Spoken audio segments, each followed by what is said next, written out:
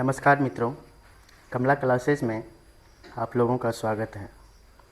इससे पहले भी हम वाइट बोर्ड पर कुछ वीडियो बना के डाले थे, लेकिन कुछ इशू के कारण हम छोड़ चुके थे। इस बार फिर नए जोश के साथ फिर डिजिटल बोर्ड पर आप लोगों के समक्ष आए हैं और चाहते हैं कि आप लोग संस्कृत विषय का तैयारी अच्छा से कर लें, क्योंकि इस पे पूरी तरह से डिजिटलाइज है। संभव है कि आप लोग ठीक ठाक से समझ पाएंगे, क्योंकि संस्कृत विषय को लगभग हम लोग बहुत टॉप मानते हैं। अक्सर बच्चा है जो संस्कृत विषय को बहुत भारी मानते हैं सभी विषय में, लेकिन हम लोग प्रयास करेंगे कि संस्कृत को सभी विषय से इजी बनाने का। ठीक है, क्योंकि जब हम किसी भी चीज़ को दिल से पढ़ते हैं तो वह और बार बार अभ्यास करते हैं तो वो विषय संभवतः इजी हो जाता है।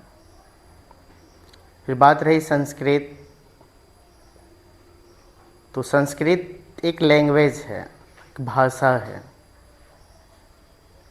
और भाषा संभवतः अभ्यास की चीज़ होती है। अब जितना ज़्यादा अभ्यस्त होंगे भाषा उतना अधिक क्लियर होता जाएगा आपका। ठीक है, तो हम फिर से चाहते हैं कि शुरू करें और आप लोग इसको ठीक से पढ़कर मैट्रिक में अच्छा प्रदर्शन करें, क्योंकि संस्कृत विषय नंबर उठाने का विषय है। अक्सर इसमें अगर आप ठीक ठाक से लिखते हैं तो संभवतः हम 100 नंबर तो नहीं कर सकते हैं, क्योंकि 100 नंबर लैंग्वेज में आना अक्सर संभव नहीं है, अक्सर संभव नहीं होता है। मैथ साइंस है जो उसमें 100 में 100 नंबर दिया जाता है, लेकिन लैंग्वेज कोई भी होता है, कोई भी होती है, तो उसमें 100 मार्क्स नहीं दिया जाता, 90 प्लस देता है। 90 प्लस में कोई दिक्कत नहीं होती है। और संभवतः इस संस्थान से पढ़े हुए जो भी बच्चे हैं वो लगभग 96 यानी 96 नंबर तक स्कोर किए हैं संस्कृत में। अक्सर जितने भी बैच निकला है सब बैच में अक्सर जो भी बच्चे ध्यान से पढ़े हैं इस विषय को, तो वह 90 प्लस गया है, कोई 92, 94, 95, 96 तक संभवतः चल जाता है। तो हम भी चाहते हैं, हम चाहते हैं कि आप लोग भी इस वेबसाइट के माध्यम से संस्कृत को इजी बनाएं, आसान तरीक़ा से पढ़ें और 90 प्लस स्कोर कर पाएँ, 90 प्लस स्कोर कर पाएँ। तो इसीलिए हम लोग इस डिजिटल बोर्ड के द्वारा फिर से नए जोश उमंग के साथ अपने संस्कृत विषय की तैयारी करेंगे, मुझे आशा है। तो चलिए दोस्तों, हम संस्कृत प्यूसम भाग 2 का पहला खंड का पहला चैप्टर से आरंभ करते हैं। पहला खंड के पहला चैप्टर से क्या करते हैं, आरंभ करते हैं, जिसका नाम है मंगलम। जिसका नाम क्या है, मंगलम नाम है। जिसका क्या नाम है, मंगलम नाम है।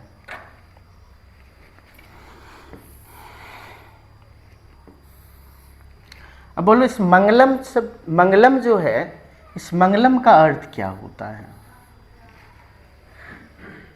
मंगलम का अर्थ क्या होता है? मंगलम का अर्थ क्या होता है? तो मंगलम का अर्थ क्या होता है बोलो तो बच्चों, किसी को पता है?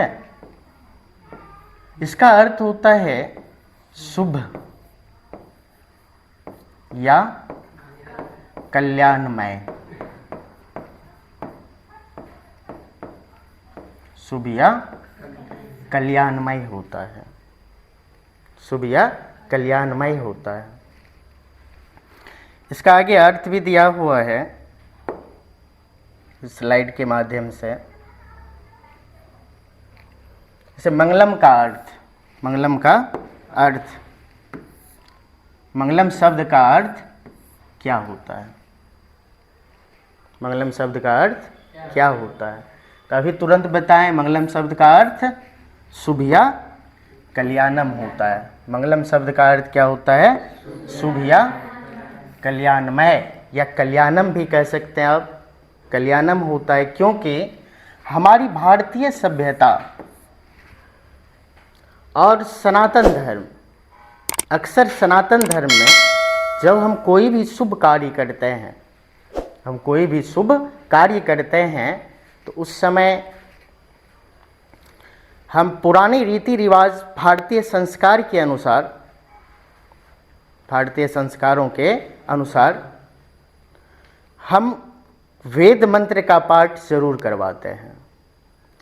इसी आप ही लोग के बुक में आगे एक चैप्टर का नाम है भारतीय संस्कारा,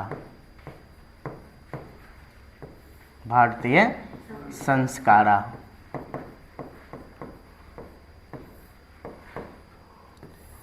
इसमें हम पूर्ण रूप से सनातन धर्म का जो भी संस्कार हैं और हिंदू जो सभ्यताएं हैं उन सब को जानेंगे। ठीक है।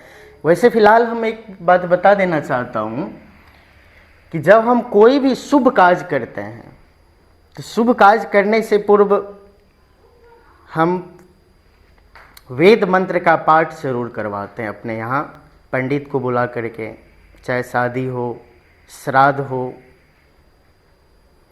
या मुंडन होता है, उसके बाद अष्टयाम भगैत, ये सब जो भी हम शुभ कार्य करते हैं तो उससे पहले हम लोग अपने यहाँ पूजा और हवन जरूर करवाते हैं।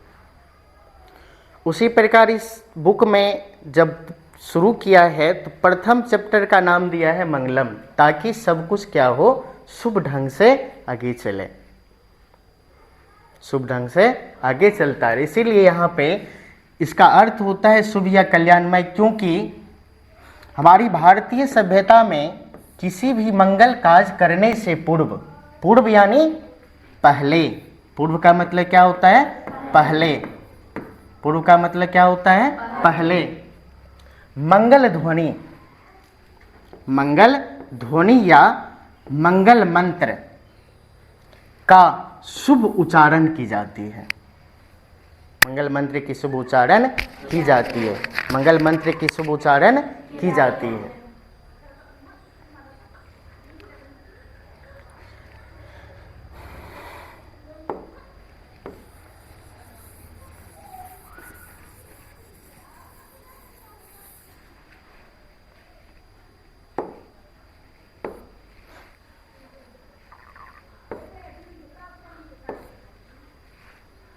अब चलिए चलते हैं इसके प्रथम चैप्टर का जो इंट्रो है, मतलब जो परिचय दिया है, इनके विषय में जानते हैं। और ये ध्यान रखना बच्चों कि जब भी हम कोई लैंग्वेज पढ़ते हैं तो लैंग्वेज हमें खुद को पढ़ने के लिए आना चाहिए। जब हमें खुद को पढ़ने के लिए आएगा तो ही हम एक अच्छा वक्ता बन सकते हैं और उसको लिख सकते हैं। अगर ऐसा नहीं करते हैं तो संभवतः वह लैंग्वेज हमें न तो बोलने के लिए आती है, वो भाषा हमें न तो बोलने के लिए आती है और न ही हम उसको ठीक ठीक से लिख पाते हैं, ठीक ठीक से क्या कर पाते हैं, लिख पाते हैं। तो इसीलिए हम सबसे पहले संस्कृत जो पढ़ रहे थे इसको पढ़ने के लिए भी होना है, आवश्यक है, आवश्यक है। तो हम क्या करते हैं, सबसे पहले इसको उच्चारण प्रक्रिया करते, मतलब पढ़ते हैं। हम पढ़ाते हैं, आप लोग मेरे साथ साथ पढ़िए, ठीक है। आवाज कम रखोगे। बोलो उपनिषद है, उपनिषद है वैदिक वाङ्मयस्य, वैदिक वाङ्मयस्य अंतिमे भागे दर्शन शास्त्रस्य, दर्शन शास्त्रस्य सिद्धांतान प्रकटयन्ति, प्रकटयन्ति, प्रकटयन्ति। मतलब उपनिषद है का अर्थ क्या होगा, उपनिषद क्या होगा, उपनिषद। देखिए ये उपनिषद जो है ना, ये वेद के अंग है, वेद के अंग है। अक्सर इस उपनिषद को अनेक ऋषि मुनि के द्वारा रचना की गई है, अनेक ऋषि मुनियों के द्वारा क्या की गई है, रचना की गई है। जिसकी कुल संख्या कितनी है, तो वेदों की कुल संख्या 108 है।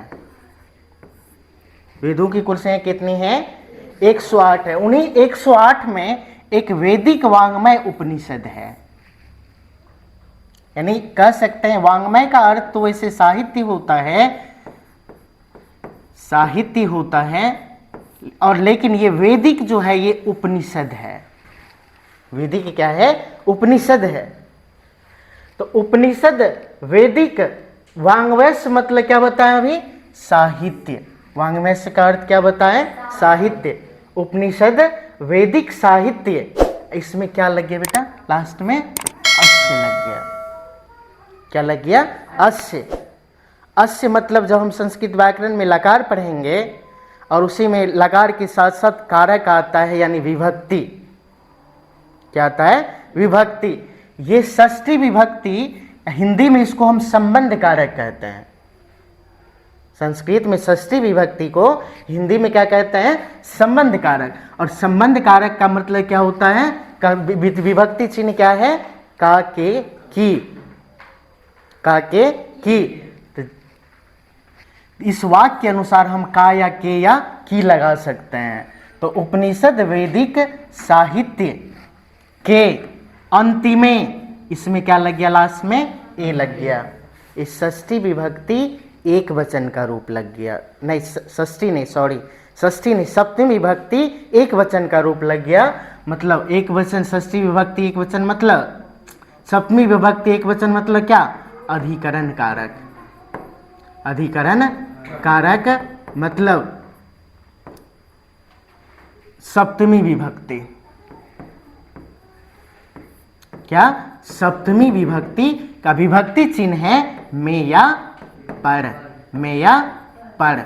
में पर दोनों होता है, तो आप अपने सहूलियत के हिसाब से या तो में लगाइए या पर लगाइए, लेकिन यहाँ पे में लगेगा। अंतिमे मतलब अंतिम में, फिर इसमें वही सप्तमी विभक्ति लग गया। भागे, भागे मतलब भाग में। अब दोनों जगह में करेंगे तो मेरा सेंटेंस गड़बड़ा जाएगा। देख लीजिए, अंतिम में, भाग में, तो इसीलिए में कॉमन लेकर हम लास्ट में एक ही बार लगा लेंगे। उपनिषद वैदिक साहित्य के अंतिम भाग में, अंतिम भाग में दर्शन शास्त्र से, दर्शन शास्त्र से, दर्शन शास्त्र से, इसमें भी अस्य लग गया, षष्ठी विभक्ति एक वचन। दर्शन शास्त्र के, दर्शन शास्त्र के सिद्धांतान, सिद्धांतान मतलब इसमें द्वितीय विभक्ति बहुवचन आ गया। द्वितीय विभक्ति मतलब कर्म कारक का चिन्ह है को शून्य, को शून्य।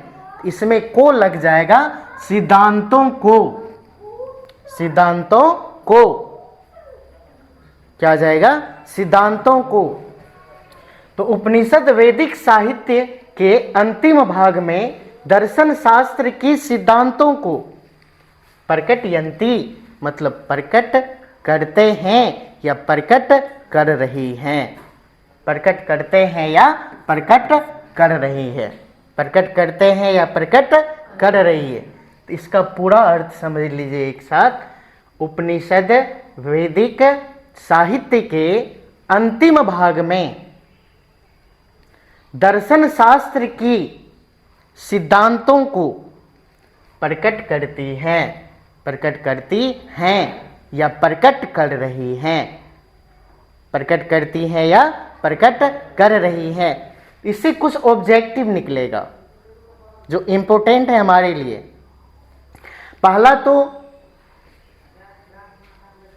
पहला ऑब्जेक्टिव क्या निकलेगा, तो मंगलम पाठ किस उपनिषद से संकलित है, मंगलम पाठ किस उपनिषद से संकलित है, तो लिखेंगे वैदिक वाङ्मय उपनिषद से। किससे? वैदिक वाङ्मय उपनिषद से। किससे संकलित है? उसके बाद दूसरा ऑब्जेक्टिव क्या बनेगा, मंगलम पाठ वैदिक वाङ्मय के किस शास्त्र से संकलित है, किस शास्त्र से संकलित है। तो बोलो दोस्तों, किस शास्त्र से संकलित है? दर्शन शास्त्र से संकलित है। किससे संकलित है? दर्शन शास्त्र से संकलित है। तीसरा ऑब्जेक्टिव ये बन सकता है, इसमें भले ना है, नहीं है, लेकिन हम इसको भी साथ में रखेंगे, थोड़ा गहरा, थोड़ा एक्स्ट्रा नॉलेज के लिए दे देगा। उपनिषद की कुल संख्या कितनी है, तो ध्यान रखना कितनी है, 108 है। कितनी है? 108 है। तो ये लाइन में किसी को दिक्कत है? नहीं। तो चलिए आगे बढ़े ना। बोलो, सर्वत्र परम पुरुषस्य परमात्मनः महिमा प्रधानतया गीयते, प्रधानतया गीयते। सर्वत्र, सर्वत्र मतलब क्या? सभी जगह है। सर्वत्र मतलब क्या होगा? सभी जगह। परम पुरुषस्य, परम पुरुष के, परमात्मनः मतलब परमात्मा, परमात्मा का, सभी जगह परम पुरुष परमात्मा के महिमा, महिमा का मतलब होता है महानता। क्या होता है दोस्तों? महानता होता है। क्या होता है? महानता। प्रधानतया मतलब प्रधानता पूर्वक, गीयते मतलब गाई गई है, गीयते मतलब गाई गई है। इस चैप्टर में कहा जाता है कि परमात्मा सभी जगह है, परमात्मा सर्वत्र व्याप्त है। परमात्मा आप में है, हम में है, हर एक वस्तु में है, हर एक जीव जंतु में है। महर्षि वेद व्यास जी द्वारा, वेद व्यास जी कहते हैं कि परमात्मा सर्वत्र व्याप्त है। तो इसीलिए ये लाइन कह रहा है कि सभी जगह परम पुरुष परमात्मा के महानता को प्रधानता पूर्वक गाई गई है, प्रधानता पूर्वक गाई गई है। तो यहां इससे एक ऑब्जेक्टिव निकलेगा, क्या? कि सभी जगह किसकी महानता को प्रधानता पूर्वक गाई गई है, तो परम पुरुष परमात्मा के महानता को। किसकी महानता को? परम पुरुष परमात्मा के महानता को प्रधानता पूर्वक क्या की गई है? गाई गई है। प्रधानता पूर्वक क्या की गई है? गाई गई है। कोई दिक्कत? बोलो, तेन परमात्मना जगत व्याप्तम नुशासितम। जब कोई संस्कृत की बड़ी लाइन या बड़ी शब्द आए तो हम उसको थोड़ा तोड़ के पढ़ने का कोशिश करेंगे, क्योंकि संस्कृत बहुत भारी नहीं है। और जब कोई, क्योंकि इसमें अक्सर बड़े बड़े कुछ शब्द आते रहते हैं, ठीक ना, तो अक्सर जब बड़े बड़े शब्द आए तो उसको हम तोड़ लेंगे, ठीक ना। तो बोलो, व्याप्तम अनुशासितम। अब एक साथ पढ़ लो, व्याप्तम नुशासितम, व्याप्तम नुशासितम, चास्ति, चास्ति। तेन, तेन मतलब क्या? उन्हीं, तेन मतलब उन्हीं, परमात्मना मतलब परमात्मा से, परमात्मा ना मतलब परमात्मा से। जगत मतलब होता है दोस्तों संसार। जगत मतलब क्या? संसार। उन्हीं परमात्मा से यह संसार व्याप्तम नुशासितम, इसका संधि विच्छेद हो जाएगा व्यापतम जोड़ अनुशासितम, व्याप्तम जोड़ अनुशासितम, व्याप्तम जोड़ अनुशासितम। कि इसको थोड़ा फ्रेश से लिख देते हैं।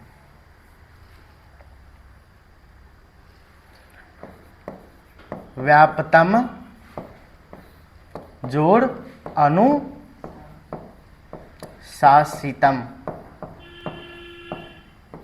व्याप्तम जोड़ अनुशासितम। व्याप्तम मतलब क्या? व्याप्त है मतलब फैला हुआ है, व्याप्त यानी फैला हुआ है। अनुशासितम मतलब होता है अनुशासित। अनुशासितम मतलब क्या? अनुशासित। कैसे? उन्हीं परमात्मा से यह संसार व्याप्त और अनुशासित है, व्याप्त और अनुशासित है। शास्त्री का संधि विच्छेद क्या? चौजोड़ अस्थि।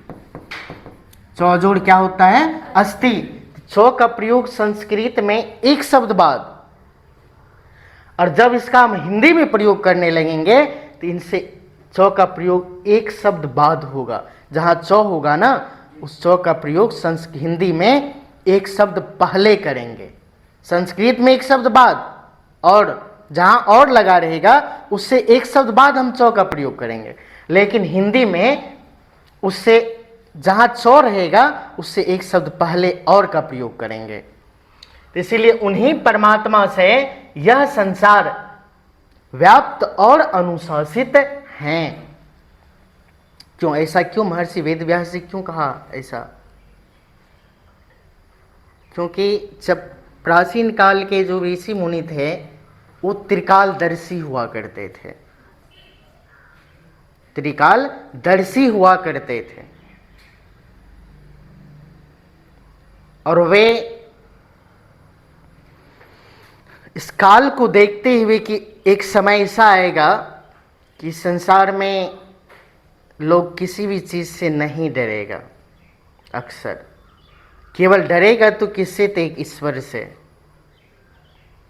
अगर ईश्वर बीच में न आए तो व्यक्ति अनर्थ पे अनर्थ करता जाएगा अक्सर। ठीक है, तो इसीलिए महर्षि वेदव्यास जी उपनिषद में ही कह दिया था कि उन्हीं मतलब किसके? ईश्वर श्री हरि यानी परमात्मा से यह संसार व्याप्त और अनुशासित है, व्याप्त और अनुशासित है। इससे भी एक ऑब्जेक्टिव बन सकता है, दे सकता है। यह संसार किसकी कृपा या किसकी महिमा से व्याप्त और अनुशासित है? किसकी कृपा या किसकी महिमा से? परमात्मा की कृपा या महिमा से यह संसार व्याप्त और अनुशासित है, व्याप्त और अनुशासित है। चलो बोलिए, यहां तक में किसी को दिक्कत है कोई दिक्कत? नहीं। तो आगे बढ़े ना, तो बोलो स एव सर्वेषाम सर्वेषाम तपसाम तपसाम परम लक्ष्यम परम लक्ष्यम परम लक्ष्यम। स मतलब क्या? वह। सह मतलब एव मतलब ही, एव मतलब, और सर्वेषाम मतलब सभी के। लेकिन पहले हम इन दोनों का अर्थ ठीक से जान लेते हैं। सह मतलब क्या होता है?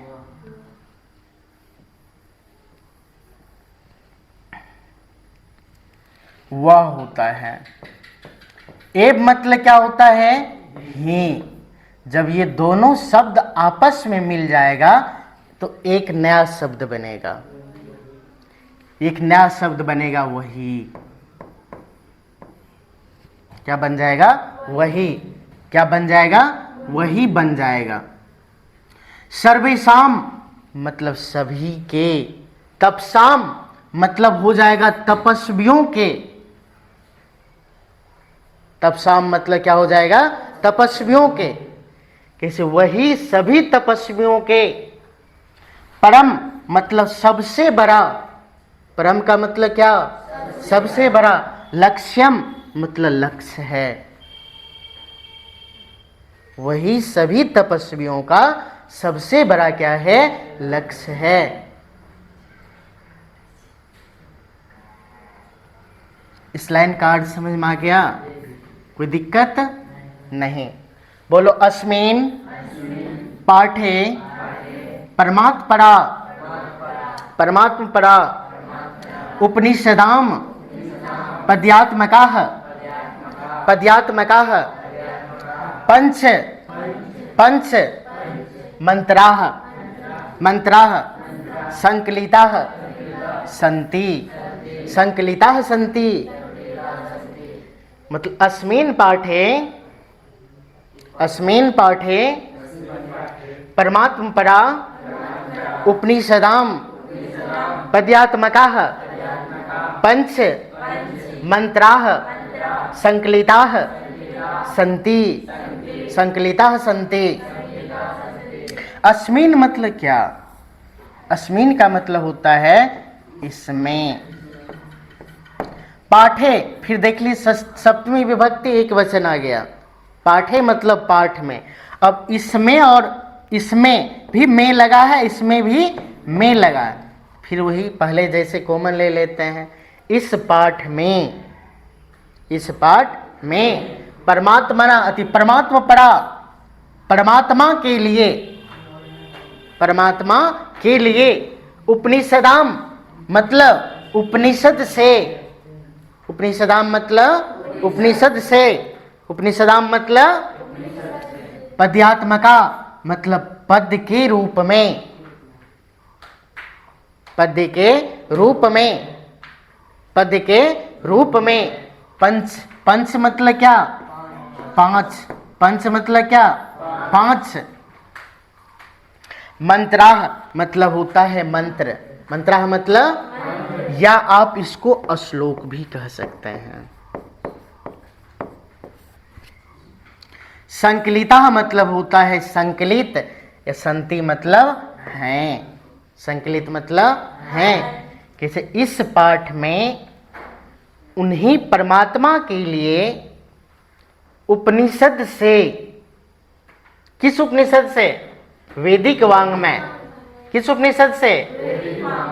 मतलब उपनिषद से पद्यात्मका पद के रूप में, पद के रूप में। पंच, पंच मतलब होता है पांच। पंच मतलब मंत्राह मतलब होता है मंत्र या श्लोक। संकलिता मतलब संकलित, संति मतलब हैं। या तो आप संकलित हैं या लिया गया है, ये भी देख सकते हैं। संकलित है या लिया गया है। अभी ऑब्जेक्टिव ठीक से समझ लो, क्योंकि आगे ऑब्जेक्टिव का आंसर खुद तुम लोगों को ही देना है। ऑब्जेक्टिव क्वेश्चन भी बना हुआ है इसमें, ठीक है? तो समझ में आ गया पूरा? तो चलो एक बार हम इसको फिर से बता देते हैं, केवल हिंदी, ठीक है?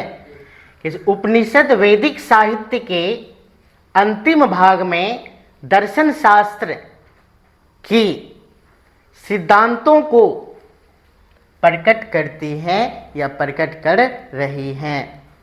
सभी जगह परम पुरुष परमात्मा के महानता को प्रधानता पूर्वक गाई गई हैं। उन्हीं परमात्मा से यह संसार व्याप्त और अनुशासित है। वही सभी तपस्वियों का सबसे बड़ा लक्ष्य है, सबसे बड़ा लक्ष्य है। इस पाठ में उन्हीं परमात्मा के लिए उपनिषद से पद के रूप में 5 मंत्र संकलित हैं। 5 मंत्र क्या है? संकलित हैं। 5 मंत्र क्या है? संकलित है। कोई दिक्कत? समझ में आ गया ना? अब इसका हिंदी अनुवाद तुम लोग को खुद करना है, ठीक है, बिना देखे।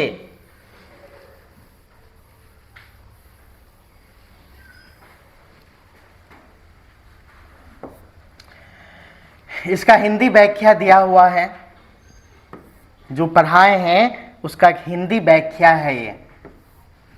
उपनिषद वैदिक साहित्य के अंतिम भाग में दर्शन शास्त्र के सिद्धांतों को प्रकट करते हैं या प्रकट कर रहे हैं, ये भी देख सकते हैं। सभी जगह परम पुरुष परमात्मा की महिमा को प्रधानता पूर्वक गाई गई है। उन्हीं परमात्मा से यह संसार व्याप्त और अनुशासित है। वही सभी तपस्वियों का सबसे बड़ा लक्ष्य है। इस पाठ में उन्हीं परमात्मा के लिए उपनिषद से 5 मंत्र पद के रूप में संकलित हैं। जो पढ़ाए हैं इसका ये हिंदी व्याख्या है।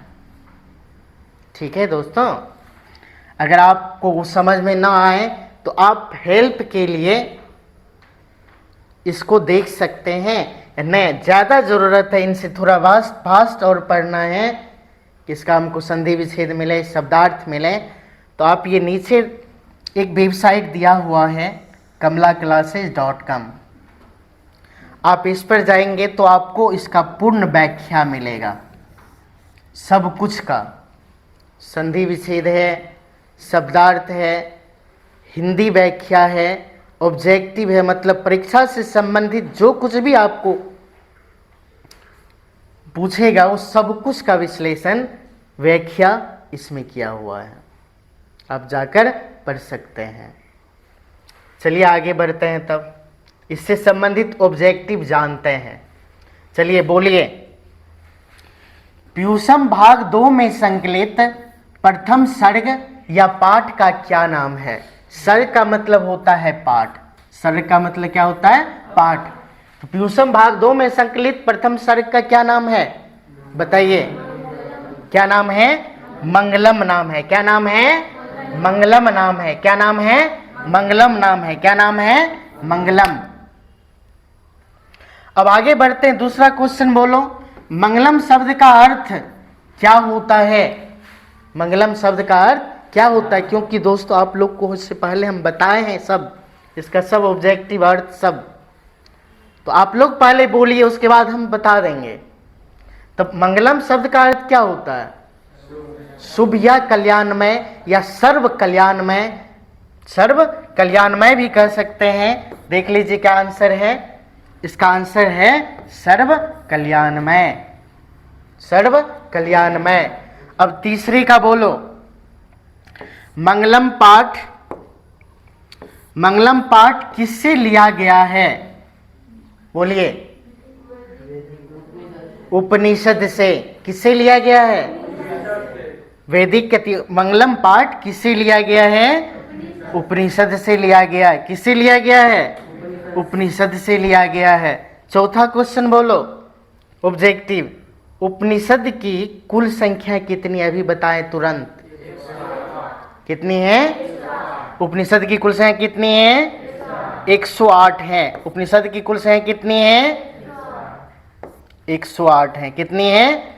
ये कट रहा है लेकिन यहाँ पे 108 होगा।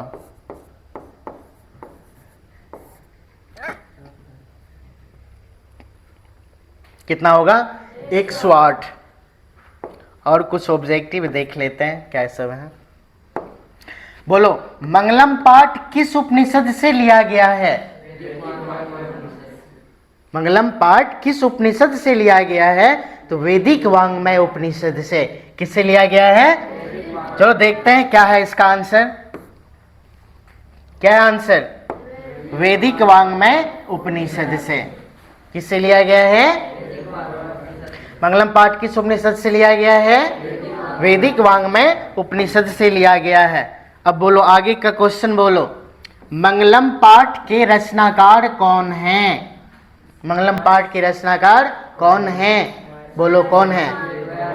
महर्षि वेद व्यास जी। कौन है? देखते हैं क्या है इसका आंसर। क्या है? महर्षि वेद व्यास जी। कौन है? चलिए आगे बोलिए, मंगलम पाठ में किसके महिमा का गुणगान किया गया है? किसका, किसके महिमा का? देखते हैं क्या है इसका आंसर। क्या बोले आप लोग? परम पुरुष परमात्मा के, यानी हाँ, परम पुरुष परमात्मा या परमात्मा डायरेक्ट कह सकते हैं, परमात्मा के महिमा का। मंगलम पाठ में कितने मंत्र संकलित हैं? बोलिए।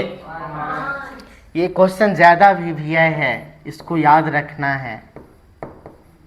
कई बार ये क्वेश्चन एग्जाम में आया हुआ है, ठीक है।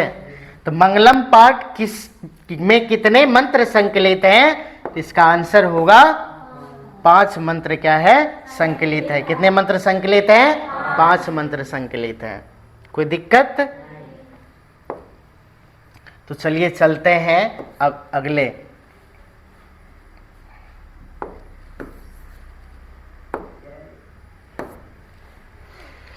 अब चलते हैं श्लोक संख्या 1 की ओर। श्लोक संख्या 1 की ओर। तो श्लोक संख्या 1 की ओर जब चलेंगे, इससे पहले हम इसको पढ़ते हैं और इसको याद करना है सबों को। क्या करना है? याद करना है। तो बोलो, हिरण्मयेन पात्रेण शतस्यापिहितम मुखम, शतस्यापिहितम मुखम तत्वम पुषन्ना पावड़िनो सत्य धर्माय दृश्ये, सत्य धर्माय दृश्ये। देखिए, इसका सरलार्थ है। अन्वय का मतलब होता है इनका सरल रूप।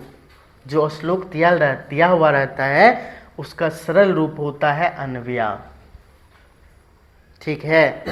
तो अन्वय भी पढ़ लेते। बोलो, हे पूषण शतस्य मुखम हिरण्मयेन पात्रेण अपिहितम वर्तते तत् सत्य धर्माय मह्यम दृष्टिये अपावड़िनो।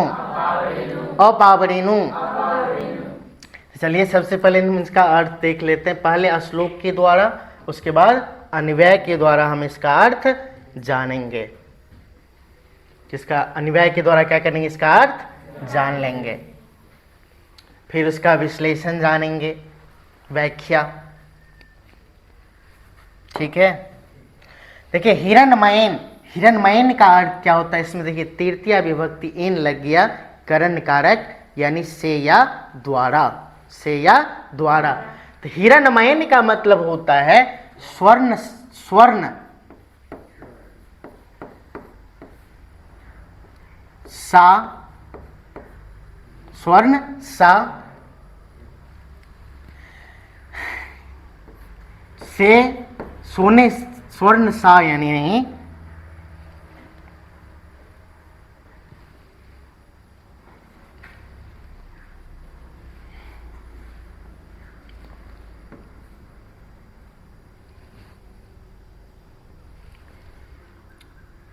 स्वर्ण से या अब द्वारा कह सकते हैं, या नहीं तो डायरेक्ट इसका अर्थ हो जाएगा स्वर्ण सदृश्य।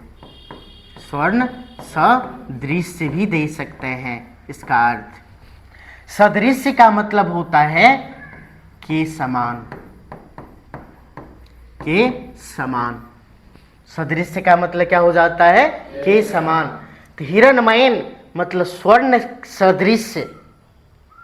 पात्रेण, इसमें भी तृतीया विभक्ति एक वचन लग गया, से द्वारा।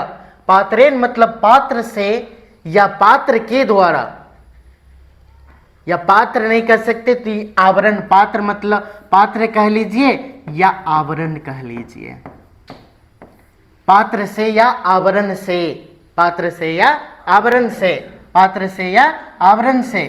सतस्या अपिहितम, तो इसका संधि विच्छेद पहले करते। संधि विच्छेद क्या होगा बताओ, कोई जानते हो तो बोलिए। सतस्य जोड़ अपिहितम, अपिहितम, सतस्य जोड़ अपिहितम। सतस्य मतलब हो जाएगा सत्य का, अपिहितम मतलब होता है ढका हुआ। अपिहितम का अर्थ क्या हो जाता है? ढका हुआ। मुखम मतलब होता है मुख। मुखम मतलब क्या होता है? मुख। केवल इस लाइन का अर्थ देख लीजिए, कैसे स्वर्ण सदृश्य पात्र या आवरण से, पात्र या आवरण से सत्य का मुख ढका हुआ है। ढका हुआ थी सत्य का, ढका हुआ है मुख। जब इसको पूर्ण से सब वाक्य को सही सेंटेंस बनाएंगे तो इस अर्थ हो जाएगा, सत्य का मुख स्वर्ण सदृश्य पात्र या आवरण से ढका हुआ है। स्वर्ण सदृश्य पात्र या आवरण से क्या है? ढका हुआ है। तत्वम, तत्वम का संधि विच्छेद हो जाएगा तो हलंत जोड़ त्वम,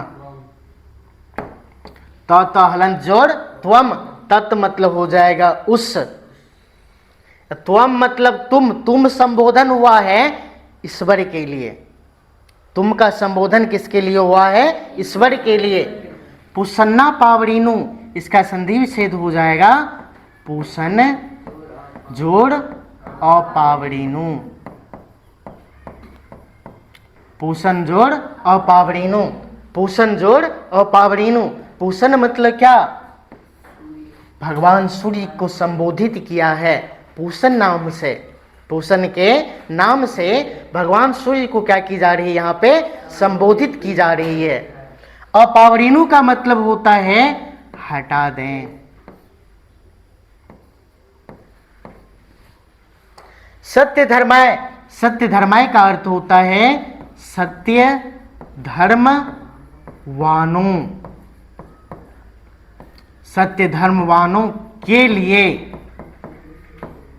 क्योंकि इसमें चतुर्थी विभक्ति एक वचन आ गया, आय मतलब संप्रदान कारक को के लिए। तो सत्य धर्मवानों के लिए दृष्टिये, दृष्टिये मतलब होता है प्राप्ति के लिए, प्राप्ति के लिए, प्राप्ति के लिए। तो देख लीजिए कैसे उस,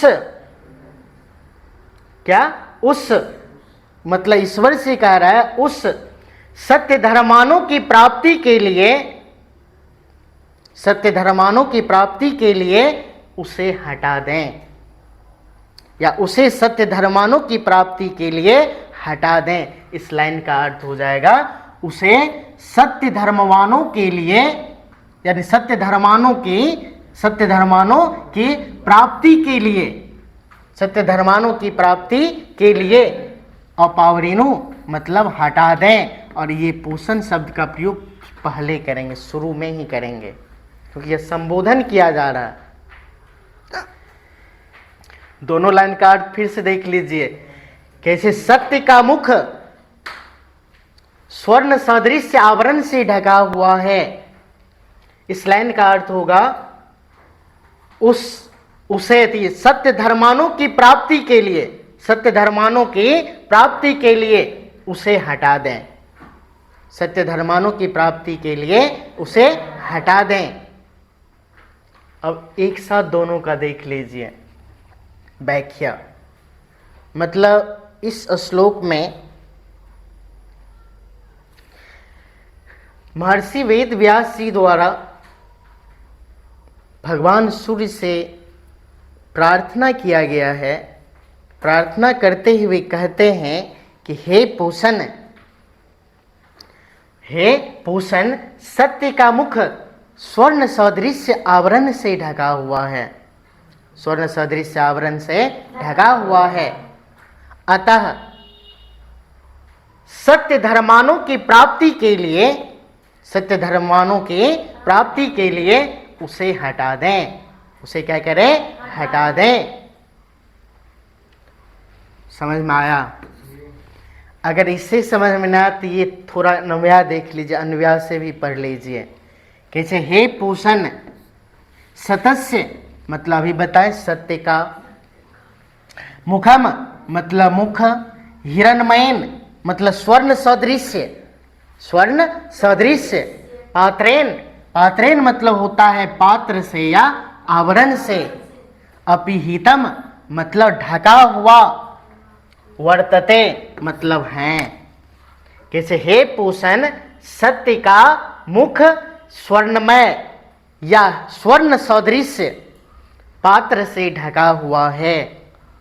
स्वर्ण सदृश पात्र से ढका हुआ है। तत् मतलब उसे सत्य धर्माय मतलब सत्य धर्मवानों के लिए, मह्यम मतलब मुझे, दृष्टिये मतलब प्राप्ति के लिए, और पावड़िनो मतलब हटा दें। कैसे? उसे सत्य धर्मवानों के प्राप्ति के लिए हटा दें। सत्य धर्मानों की प्राप्ति के लिए हटा दें। अब समझ में आया नहीं आया? अगर समझ में नहीं आए तो आप लोग कमेंट्स के द्वारा बता दीजिएगा, थोड़ा इससे और जितना संभव हो सके हम बेहतर कर सकें, ताकि आप लोगों को संस्कृत ठीक से समझ में आना प्रारंभ हो जाए। ठीक है, एक बार फिर हम बोल देते इसका अर्थ। कैसे? हे पूषण, सत्य का मुख स्वर्ण सदृश आवरण से ढका हुआ है, उसे सत्य धर्मवानों की प्राप्ति के लिए हटा दें। सत्य धर्मानों की प्राप्ति के लिए हटा दें। कोई प्रकार की दिक्कत नहीं है। चलिए इससे संबंधित, चलिए इसका पहले देख लेते हैं। अर्थ भी दिया हुआ है। अर्थ के बाद जो है इससे संबंधित ऑब्जेक्टिव क्या क्या है वो भी देख लेंगे हम लोग। देख लीजिए, वही है श्लोकार्थ। कैसे? हे पूषण, पूषण का मतलब सूर्य, सत्य का मुख स्वर्ण सदृश आवरण से ढका हुआ है, उसे सत्य धर्मवानों की प्राप्ति के लिए हटा दें। ये आपका क्या हो गया? इसका श्लोकार्थ हो गया। क्या हो गया? श्लोकार्थ। फिर आगे देखते हैं, इससे संबंधित कुछ ऑब्जेक्टिव हैं, वो भी देख लेते हैं क्या है। अब चलिए इसका आंसर दीजिए आप लोग। हिरण्मयेन पात्रेन मतलब पूरा श्लोक दृष्टिये किस उपनिषद से लिया गया है? बोलिए किस उपनिषद से लिया गया है? इतना ही बताएं अभी। किस उपनिषद से लिया गया है? कोई जानते हैं तो बोलिए। श्लोक के आगे में उसका अर्थ दिया हुआ है बुक में। देखते हैं इसका आंसर क्या है। ईशावास्यो उपनिषद। किस उपनिषद से लिया गया है? ईशावास्यो उपनिषद से। किस उपनिषद से लिया गया है? ईशावास्यो उपनिषद से। किस उपनिषद से लिया गया है? तो हिरण्मयेन पात्रेन डैश दृष्टिये मतलब यह श्लोक किस उपनिषद से लिया गया है? तो ईशावास्यो उपनिषद से। ये क्वेश्चन ट्रेंड में है। अब जितना संभव होता है एग्जामिनर गहरा से गहरा क्वेश्चन लेने का प्रयास करते हैं। जो हम नहीं सोचते हैं कि यह क्वेश्चन आएगा मेरे एग्जाम में, उस प्रकार का क्वेश्चन आजकल आ रहा है, नॉर्मल से नॉर्मल। क्योंकि एक ही क्वेश्चन को बार बार कितना पूछें, तो इसीलिए इसको भी जानना जरूरी है। आगे है, सत्य का मुख किससे ढका हुआ है? सत्य का मुख किससे ढका हुआ है? बोलिए किससे ढका हुआ है? स्वर्ण सदृश आवरण से। इसी को हम संस्कृत में क्या कहेंगे? हिरण्मय पात्र से। देखते हैं क्या आंसर? हिरण्मय पात्र से। किससे? हिरण्मय पात्र से। किससे ढका हुआ है?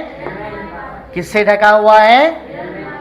हिरण्मय पात्र से। किससे ढका हुआ है? हिरण्मय पात्र से। तो ये पूरा पहला श्लोक का सब कुछ था। पहला श्लोक में किसी को दिक्कत नहीं ना? सब्जेक्टिव ऑब्जेक्टिव सब समझ में आ गया ना? कोई दिक्कत? ऑब्जेक्टिव ध्यान रखिएगा, ये ऑब्जेक्टिव ज़्यादा भी है जो भी पढ़ाएं। तो चलिए चलते हैं दूसरे श्लोक की ओर। ठीक है,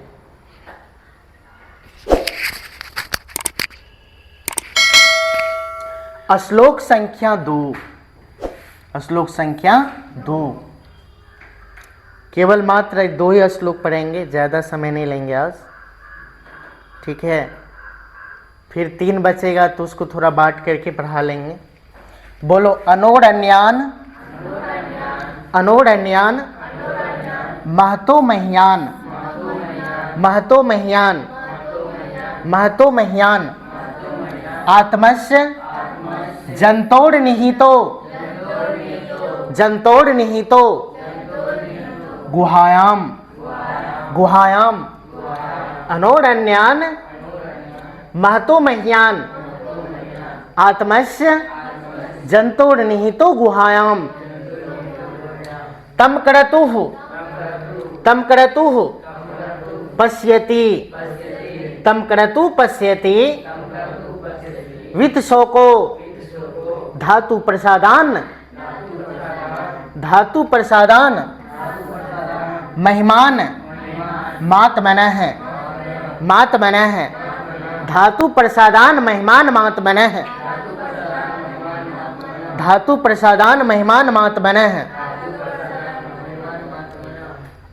तम क्रतु पश्यति, वित्त शोको धातु प्रसादान महिमान मातमनः, धातु प्रसादान महिमान मातमनः, धातु प्रसादान महिमान मातमनः। चलिए इसका अन्वय देखते हैं। बोलो जंतोः गुहायाम निहितः, अयम आत्मा अनोः अन्यान महतः मह्यान च वर्तते, वर्तते, अक्रतुः धातु प्रसादात्, धातु प्रसादात् आत्मनः तम महिमानम पश्यति, वित्त शोकः च भवति, च भवति।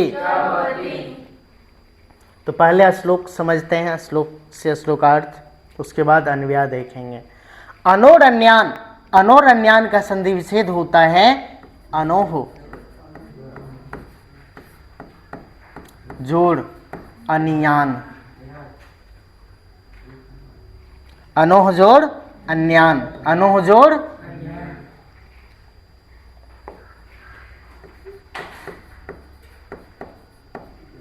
अनोह जोड़ अन्यान। देखिए अनोह का मतलब क्या होता है? अनोह का मतलब होता है सूक्ष्म, अनोह का मतलब होता है सूक्ष्म।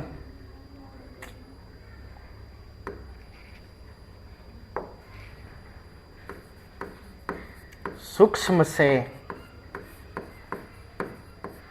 अन्यान का मतलब होता है सूक्ष्म, मतलब जो हम कह सकते छोटी से छोटी, छोटी से छोटे या सूक्ष्म से सूक्ष्म। महतो, महतो मतलब क्या? जाति वाला महतो।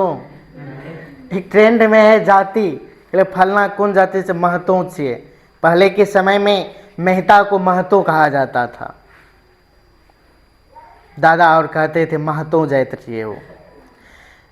लेकिन बाद में उसी का धीरे धीरे मेहता कुशवाहा होने लगा लोग। बाद में एक बार गए एक जगह, तो वहाँ पे एक आदमी महतो लिखा रहा था, तो हमको लगा कि महतो का मतलब वही मेहता है। हम उनसे पूछे कि भाई महतो मतलब ये सब मेहता है? तो बोला नहीं, मेहता नहीं है, ये सब महतो है। कहले महतो किस जाति कहा जाता? बोला सूरी जाति को। ठीक है, तेली नहीं कहता, तेली सूरी, तो तेली से थोड़ा नीचे आता है सूरी, ठीक ना। यहाँ पे ये महतो नहीं है। महतो का मतलब यहाँ पे होता है महान, या महान नहीं कहिएगा तो आप कह सकते हैं बड़ी से, महान से या बड़ी से। महिमान, महिमान मतलब होता वही महान या बड़ी, महान या बड़ी। कैसे? सूक्ष्म से सूक्ष्म, महान से महान, सूक्ष्म से सूक्ष्म और महान से महान। आत्मा से मतलब आत्मा, का जंतोड़ निहितो, जंतोड़ निहितो, इसका संधि विच्छेद हो जाएगा जंतोः जोड़ निहितः, निहितः, जंतोः जोड़ निहिता। जंतु मतलब या तो आप कह सकते हैं जंतु या प्राणियों के, जंतु के या प्राणियों के, क्योंकि ये षष्ठी विभक्ति द्विवचन आ रहा है का रूप है, षष्ठी विभक्ति द्विवचन का यह रूप है जंतोः, मतलब प्राणियों के। निहिता, निहिता मतलब होता है बंद है, क्या है? बंद है। निहिता मतलब बंद है। गुहायाम, गुहायाम का मतलब होता है हृदय रूपी गुफा में, हृदय रूपी गुफा में, हृदय रूपी गुफा में। तो इस श्लोक में महर्षि वेद व्यास जी कहते हैं कि प्राणियों के, शुरू में ले आएंगे इसको जंतु, प्राणियों के सूक्ष्म से सूक्ष्म, जितना छोटा हो, तो सबसे छोटा हम किसको मानते हैं? अणु को मानते हैं। विज्ञान सबसे ज्यादा किसको मानते हैं? सबसे छोटा किसको मानते हैं? अणु मानते हैं। या अणु से भी छोटा बहुत सारा कण का खोज हो चुका है, लेकिन फिलहाल हम अणु को मानते हैं, ठीक है। तो सूक्ष्म से सूक्ष्म और महान से महान, सूक्ष्म से सूक्ष्म और महान से महान, सूक्ष्म से सूक्ष्म और महान से महान आत्मा, क्या? आत्मा। गुहायाम मतलब हृदय रूपी गुफा में, निहितः मतलब बंद है, निहितः मतलब बंद है। किसी प्राणियों के सूक्ष्म से सूक्ष्म और महान से महान आत्मा हृदय रूपी गुफा में बंद है, हृदय रूपी गुफा में बंद है। तम करतु, इसका संधि विच्छेद हो जाएगा तम, तम हलंत जोड़ अकरतुः, तम हलंत जोड़ अकरतु। तम का मतलब होता है उस, तम का मतलब क्या होता है? उस। अकर्तु का मतलब होता है मोक्षार्थी गण, मोक्षार्थी ऋषिगण, मोक्षार्थी ऋषिगण, मोक्षार्थी ऋषिगण।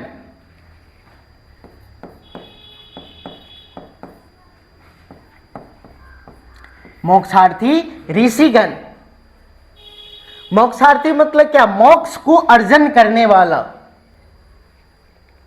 मोक्ष का मतलब क्या? मोक्ष वो होता है जो जन्म और मरण से क्या होता है, एक शरीर थी, एक आत्मा को छुटकारा मिल जाता है। जब आदमी का मोक्ष की प्राप्ति होते हैं ना, तो उसका उस आत्मा का जन्म और मरण से सदा के लिए छुटकारा मिल जाता है। और मोक्षार्थी कौन होते हैं? अक्सर ऋषिगण होते हैं। तो उस मोक्षार्थी ऋषिगण पश्यति मतलब देखता है, पश्यति मतलब देखता है। वित्त शोको, वित्त शोको, जो ऋषिगण होते हैं ना, वो इस सांसारिक मोह माया छल प्रपंच जितना कुछ भी है उनसे क्या होते हैं? वो परे होते हैं। क्या होते हैं? परे होते हैं। वे केवल ईश्वर का भक्ति करते हैं, और उसमें भी क्या, किसी जगह अपना तपस्या कर रहे होते, किसी जंगल या किसी पर्वत पर।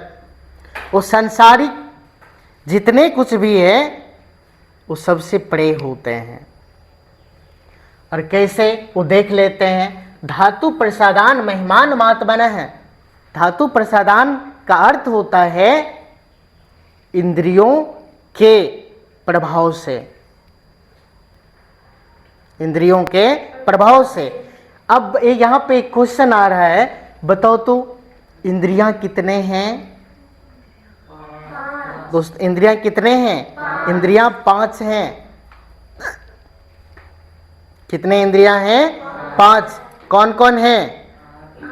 आँख है, कान है, नाक है, जीभ है, एक त्वचा है।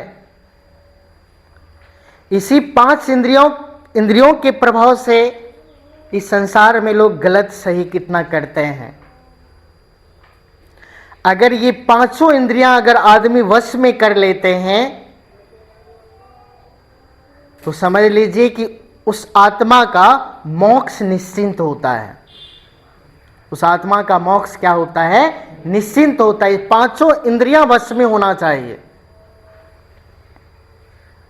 समझ गया? इसीलिए कहता है ये कि मोक्षार्थी ऋषिगण देखते हैं विद शोको, मतलब शोक रहित होकर, उसके वो किसी शोक में डूबकर नहीं, शोक रहित होकर इंद्रियों के प्रभाव से, इंद्रियों के प्रभाव से, कैसे? इंद्रियों के प्रभाव से। इस लाइन का अर्थ ये हो जाएगा कि मोक्षार्थी ऋषिगण इंद्रियों के प्रभाव से, इंद्रियों के प्रभाव से उस आत्मा को शोक रहित होकर देखते हैं। उस आत्मा को शोक रहित होकर देखते हैं। पहले के समय में जब रामायण और देखोगे तो रामायण और में पढ़ोगे या देखोगे तो कई ऐसे ऋषि थे जो मन की गति से चलते थे। इस संसार में कोई तेज गति से कहीं चलता है तो वो केवल मन है। वो केवल क्या है? मन है। और वो ऋषिगण जो हुआ करते थे उस मन के गति से कहीं जाते आते थे। और वो तभी संभव था जब तक वो अपने इंद्रियों को क्या कर लिए थे? वश में करके इस सांसारिक मोह माया जितने कुछ भी है उनसे नष्ट होकर वो केवल उसको डायरेक्ट ईश्वर से वो बातचीत किया करते थे। ठीक है? और उन सबको इच्छा मृत्यु की वरदान हुआ करते थे। समझ में आ गया ना? और ये एक बात ये भी ध्यान रखना कि आत्मा अमर होता है और शरीर नश्वर है। आत्मा कभी मरते नहीं है। मरते हैं तो केवल शरीर, मरते हैं तो केवल क्या? शरीर। तो इस श्लोक में महर्षि वेद व्यास जी द्वारा बताया गया है कि प्राणियों के सूक्ष्म से सूक्ष्म और महान से महान आत्मा हृदय रूपी गुफा में क्या है? निहित है या बंद है। निहित है या बंद है। मोक्षार्थी ऋषिगण, मोक्षार्थी ऋषिगण इंद्रियों के प्रभाव से, या मोक्षार्थी ऋषिगण उस आत्मा को इंद्रियों के प्रभाव से शोक रहित होकर देखते हैं। मोक्षार्थी ऋषिगण इंद्रियों के प्रभाव से उस आत्मा को शोक रहित होकर देखते हैं। समझ में आया? एक बार फिर पूरा श्लोक का अर्थ, पहले एक लाइन का लाइन बता देते हैं, फिर एक साथ बता देंगे।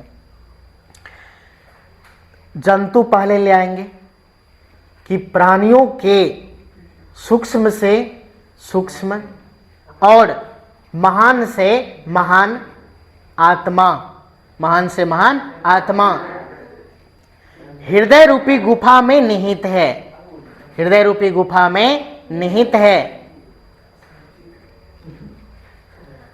हृदय रूपी गुफा में निहित है। क्योंकि ये इस लाइन का अर्थ हो गया। इस लाइन का अर्थ देखो, उस मोक्षार्थी ऋषिगण या मोक्षार्थी ऋषिगण इंद्रियों के प्रभाव से, इंद्रियों के प्रभाव से उस आत्मा को शोक रहित होकर देखते हैं। शोक रहित होकर देखते हैं। अब पूरा श्लोक एक साथ देख लीजिए। महर्षि वेद व्यास जी कहते हैं जितने भी जंतु है, चाहे वह सूक्ष्म से सूक्ष्म और बड़े से बड़े जंतु क्यों नहीं है, उसमें एक ही प्रकार के, या तो सूक्ष्म या आप उसको महान कह लीजिए, छोटी कह लीजिए या बड़ी कह लीजिए, या सूक्ष्म से सूक्ष्म और महान से महान आत्मा हृदय रूपी गुफा में निहित या बंद है।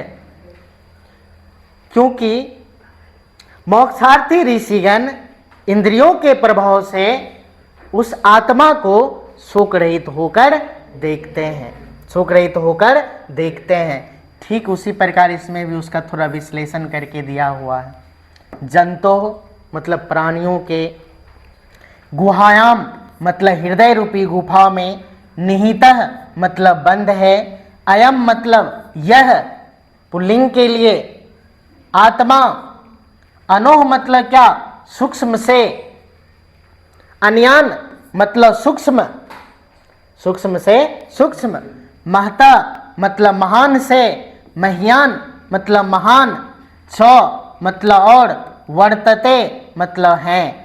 यहाँ तक पहले देख लीजिए कैसे प्राणियों के हृदय रूपी गुफा में निहित है आत्मा, ठीक है, सूक्ष्म से सूक्ष्म और महान से महान है। इसको थोड़ा सेंटेंस वाइज करते हैं श्लोक जैसे। प्राणियों के सूक्ष्म से सूक्ष्म और महान से महान आत्मा हृदय रूपी गुफा में बंद है। यहां तक हो गया। अकर्तु मतलब मोक्षार्थी ऋषिगण धातु प्रसादात इंद्रियों के प्रभाव से आत्मनः मतलब आत्मा को, तम मतलब उस, महिमानम मतलब महान, पश्यति मतलब देखता है, वित शोकः मतलब शोक रहित होकर, च मतलब और, भवति मतलब होता है, भवति मतलब होता है। मोक्षार्थी ऋषिगण इंद्रियों के प्रभाव से उस आत्मा को या उस महान आत्मा को, उस महान आत्मा को शोक रहित होकर देखते हैं, उस महान आत्मा को शोक रहित होकर देखते हैं। कोई दिक्कत है? कोई दिक्कत? अगर कोई दिक्कत हो तो बताना, ठीक ना? तो क्या करें, इससे आगे बढ़े। इससे थोड़ा संबंधित ऑब्जेक्टिव है कुछ, उसको देख लेते हैं। इससे संबंधित क्या है ऑब्जेक्टिव, पहले इसका श्लोकार्थ देख लेते हैं। वही देखिए, प्राणियों के सूक्ष्म से सूक्ष्म और महान से महान आत्मा हृदय रूपी गुफा में बंद है। जो पढ़ाएं आप लोगों को अभी तुरंत मौखिक तौर पर।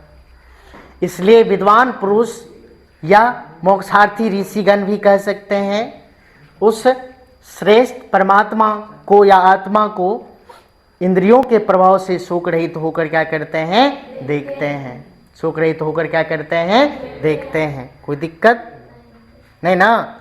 अगर आपको अच्छी तरह से इसका शब्दार्थ, संधि विच्छेद, विश्लेषण जो कुछ भी देखना है, आप इस वेबसाइट का विजिट करके कर सकते हैं। इसका लिंक आपको वीडियो के नीचे थी में दिया मिलेगा, ठीक है? आप विजिट कर सकते हैं। इसके साथ साथ संस्कृत के साथ साथ व्याकरण का सभी टॉपिक मिलेगा। व्याकरण का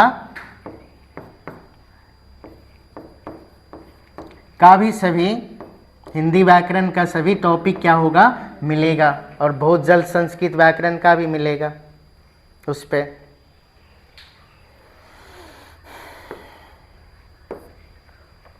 चलिए बोलिए, ऑब्जेक्टिव सॉल्व कीजिए आप लोग। बोलो, सूक्ष्म से सूक्ष्म क्या है? सूक्ष्म से सूक्ष्म क्या है? आत्मा। सूक्ष्म से सूक्ष्म क्या है? अब देखते हैं क्या है, हमको क्या पता क्या है। सूक्ष्म से सूक्ष्म आत्मा है। सूक्ष्म से सूक्ष्म क्या है? आत्मा। दूसरा क्वेश्चन है, महान से महान क्या है? महान से महान क्या है? हमको क्या पता, तुम देखो क्या है? आत्मा है। महान से महान क्या है? आत्मा है। चलिए बोलिए, प्राणियों के हृदय रूपी गुफा में क्या निहित है? प्राणियों के हृदय रूपी गुफा में क्या निहित है? बताओ, पढ़े हो ना? बताइए क्या है? आत्मा। क्या है? आत्मा है। अब आगे चलिए, चौथा क्वेश्चन बोलिए, विद्वान पुरुष या मोक्षार्थी ऋषिगण, वो भी कह सकते हैं, शोक रहित होकर किसे देखता है? किसे देखता है? हमको नहीं पता। किसे देखता है? आत्मा को। किसे देखता है? आत्मा को देखता है। किसे देखता है? चलिए, ये श्लोक जो लिए हैं, अनुरण्यान डैश धातु प्रसादान महिमान महात्मनः, यह श्लोक किस उपनिषद से संकलित है या लिया गया है? किस उपनिषद से? कठोपनिषद से। कठोपनिषद से। किस उपनिषद से लिया गया है? कठोपनिषद से। ये भी VVI है, पिछले बार क्वेश्चन पूछा था। ये क्वेश्चन पूछा था पिछले बार ऑब्जेक्टिव में, समझ गया? ये क्वेश्चन ऑब्जेक्टिव में पूछ दिया था कि किस उपनिषद से लिया गया है, इसीलिए इस क्वेश्चन को हम नजरअंदाज नहीं कर सकते हैं। ठीक है, तो एक बार फिर से बोलिए, सूक्ष्म से सूक्ष्म क्या है? आत्मा है। महान से महान क्या है? प्राणियों के हृदय रूपी गुफा में क्या निहित है? क्या निहित है? विद्वान पुरुष शोक रहित होकर किसे देखते हैं? अनुरण्यान डैश धातु प्रसादान महिमान महात्मनः, किस उपनिषद से संकलित है? कठोपनिषद से। ठीक है दोस्तों,